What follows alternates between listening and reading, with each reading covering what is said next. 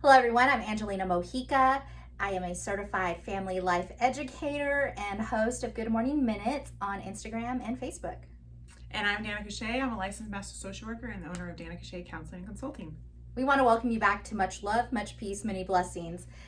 This week, we're going to kind of talk a little different. We're going to Shay brought up a good idea. I am recently single, and Shay's happily married, so I'm happily single. Yeah. But we're going to talk about the single life, and sometimes some of us have to start over. And what is that like for us? And what are some of the hiccups that we may run into? I know I'm in my 40s, and so starting over, when it hit me, I kind of embraced it. I was a little excited, and so it wasn't so much as a pitfall for me, Shay. But what do you normally see with your clients that come in and maybe have some struggles with having to start over in life? Yeah, I see a lot of fear, maybe just like, the fear of the unknown because they've been with somebody for so long, or just even a short amount of time, but you get comfortable with that person and you know things about them and they know you. So kind of the fear of starting over and someone getting to know you.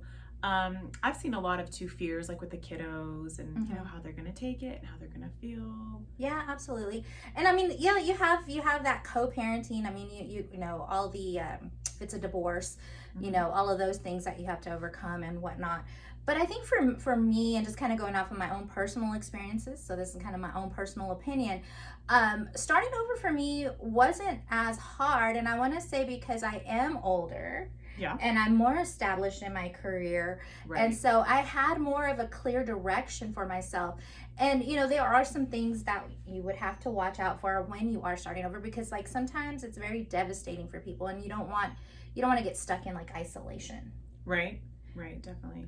Because it can be hard. It can be a blow to your ego, depending on what the circumstances, were that led up to that separation or divorce, or, maybe you just haven't found the right person and you've been single for some time. And I know, in my dating life, I've run into a couple of different types of personalities.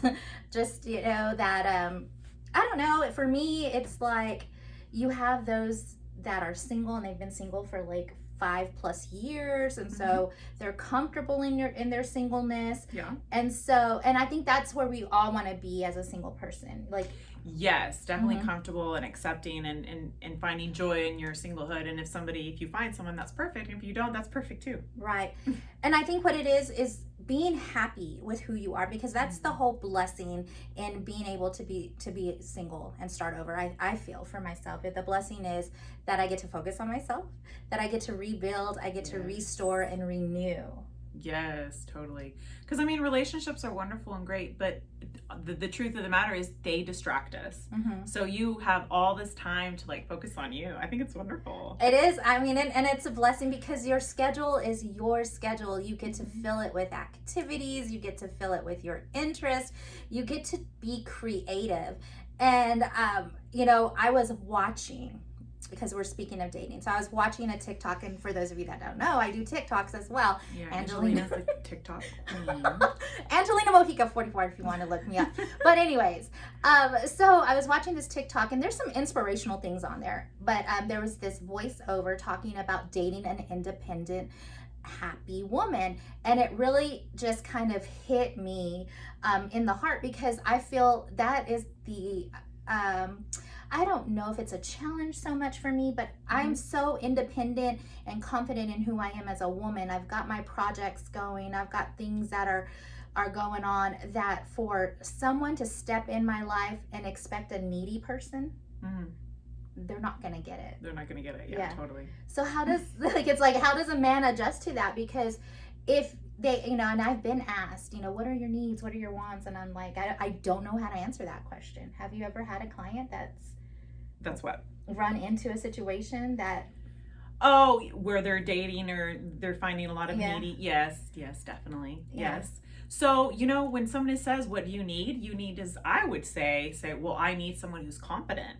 And someone who's okay with spending time with just themselves and giving us space. When you're saying us, like you and me, like our own individual space for us to be autonomous and our own individuals, you know? Yeah. Someone that's confident and that loves my confidence and that respects my dreams and my goals, you know? Yeah, absolutely.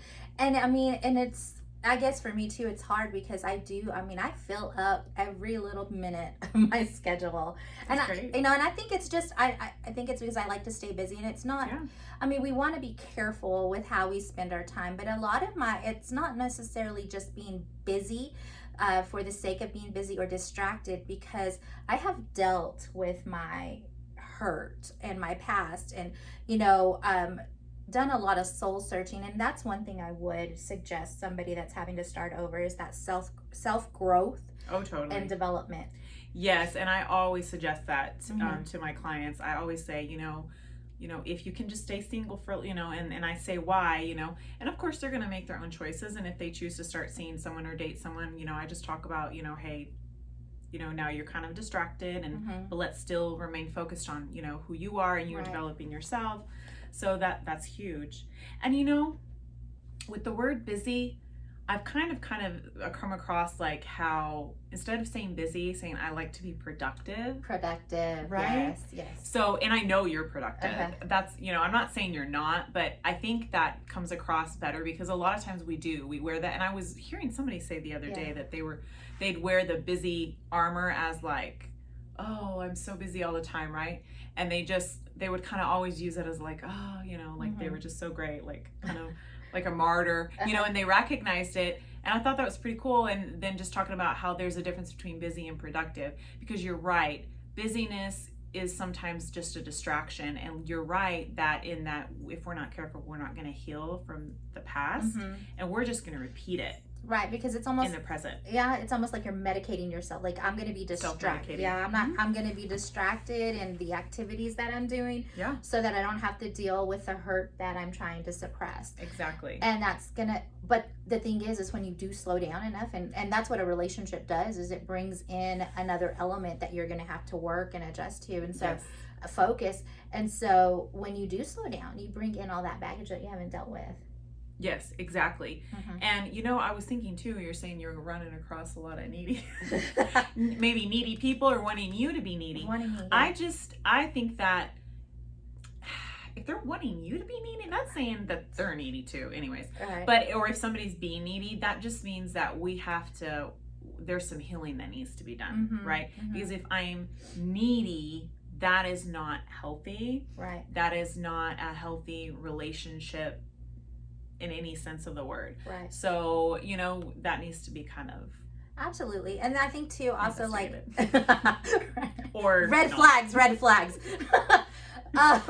But also too, like, not to date because I'm lonely or just to fill a lonely void. Right. Because being lonely, and I talked about this on Facebook, it's just that it's just being afraid of being by yourself. And there's actually good things that can come from being comfortable in your loneliness, if you want to call it that. But being able to know that, I have peace, I have tranquility, I know who I am. And another way to be mindful of who you are, being in the presence and refocus yourself, your energy. I do that every morning with meditation and prayer. So, I mean, it's, to me, it's just like getting past that. Some people struggle with loneliness. And so you see that, what do you call them? Chronic daters, where they're just kind of like cycling through people because they just want to fill that void. Again, it's medicating, and you want to be careful with that. But living a single life is an opportunity for you to own who you are, without an apology. Like, you get to recreate yourself and be able to do the things that you want to do that make you happy, and you don't have to apologize for that or change. Right. For someone else. Or change. And that's the thing, you be you, and trust me that if there's a person there for you that you're meant to meet for just to date for a period, or and be in a long-term commitment, they'll come to you. Yeah. They will. You'll attract them to you just by who you are at that time. And if you're not attracted, it's because you're like, no, I'm good. I don't need that. Right. And I mean, I'm not gonna lie, it's hard to date me. It really is. Because I'm pretty No, I'm just kidding. Right. No, but I'm pretty confident in who I am, and I'm happy with my, just my daily life and my routine that, I don't even actively date, really. I'm not like on those websites or anything like that. Mm-hmm. But when the opportunity does present, or someone does, Yeah. take the time to say, hey, I'm interested, let's go out, let's have lunch or dinner or whatever, I'm okay with that. And starting off as friends is where I'm at right now. But, eventually I know that I will, start looking. I don't want to be alone the rest of my life. I mean, I do want to partner up eventually, And there's nothing wrong with that. Yeah. With wanting that and knowing that. Yeah. Absolutely nothing wrong with it. I think for me, what I've learned and what I kind of talk about on Facebook in my Good Morning Minutes is love yourself first. Because at the end of the day and at the end of your lifetime, all you have is yourself. Right. And you're the only one living your life. Mm-hmm. Right. And you're the only one that's inside your head. Absolutely. So, it's like have fun dating and keep an open mind, which Angelina's doing. She's having fun and she's having an open mind, but she also kind of is intentional about the dating. Like, I have an open mind and I want to have fun, but it's not just whoever, whenever, all the time to fill that void, like you're saying, right? It's more intentional. Mm-hmm. So yeah, absolutely. And you want to screen those out too. All right, we'll talk more about my dating life in our next episode, but until then, if you like what you heard, give us a thumbs up, hit subscribe. I'm Angelina Mojica, TikTok queen, aka, and I'm Danica Shea, licensed master social worker. Much love, much peace, many blessings.